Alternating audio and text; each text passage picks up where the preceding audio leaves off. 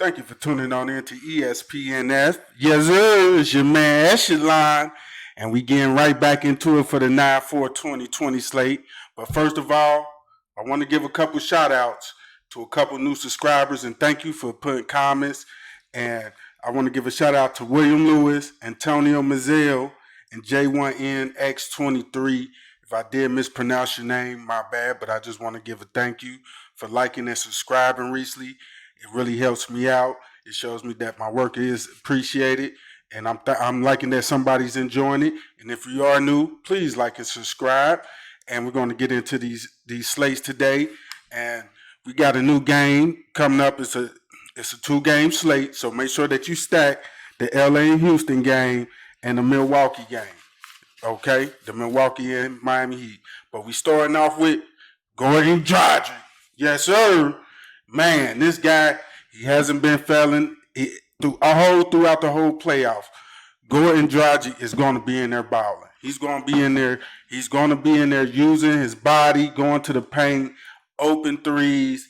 He is a key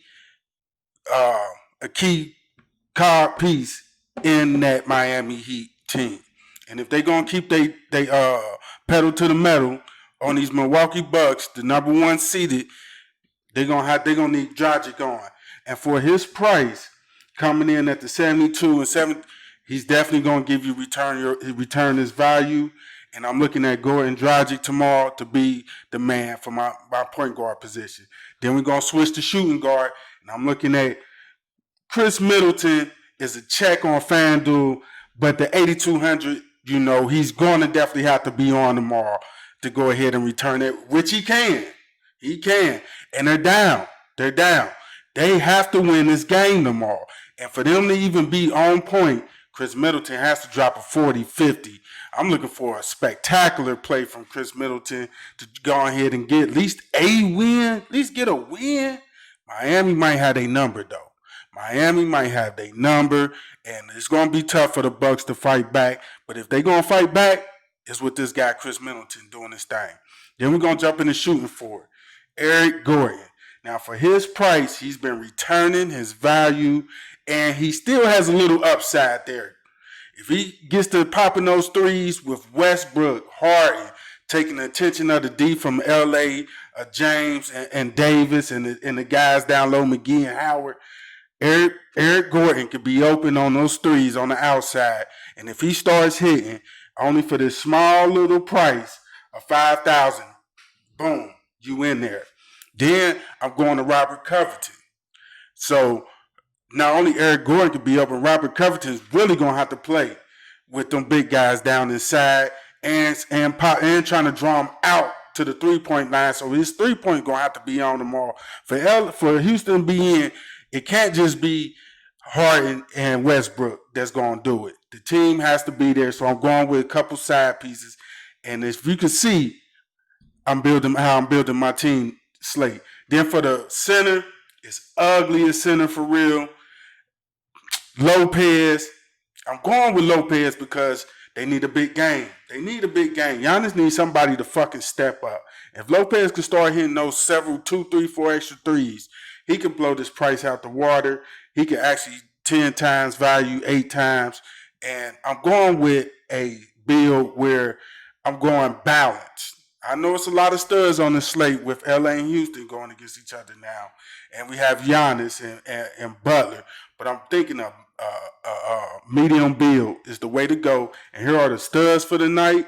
And, you have to pick one. Davis or James. And I'm thinking LeBron James might be the way to go. Harden is always a stud. I would pay for James out of these three. Harden, they just came from a tough game 7.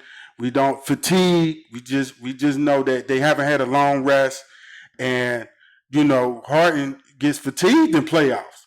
So you got to watch that. I'm not saying that he can't go out there and blow it out the water, but he gets fatigued and he might need a game or two, just a game to get his stamina injury back, but he can go blow it out. But with Westbrook back, it kind of dampers down on 70-point games. Then for the value of the night, you have House, who's also out there. If House could start getting some more, hitting those more threes and getting more rebounds, he damn sure could blow his value out the water. You got Caruso. Now, if this game doesn't turn out to be all that great, Caruso could be in there for a lot of minutes and get you those little scrappy points for as low as he is. And then we got Duncan. You know, Milwaukee leaves people open for threes. They're not really too worried about Duncan. And, you know, I used to be thinking this was Tyler Hero. I get Duncan and Tyler Hero always mixed up. Always mixed up. And but this one's Duncan right here. But Tyler Hero is also a good value. So don't forget about that. And I just want to say these are the values of the night. Thank you for tuning on into ESPNF. I'm your man, Echelon. Yes, sir. And please like and subscribe. And you guys always put anything down in the comment section of players that you think I should have mentioned or I might miss or you think will hit and I'm sleeping on. So it's always cool to put something down in there in the comments and let me know what you're thinking about and who should I have actually put in one of these positions and hosted as a pick. So thank you for tuning on in. It's your man, Eshion. Have a good DFS. Yes, sir. Yeah.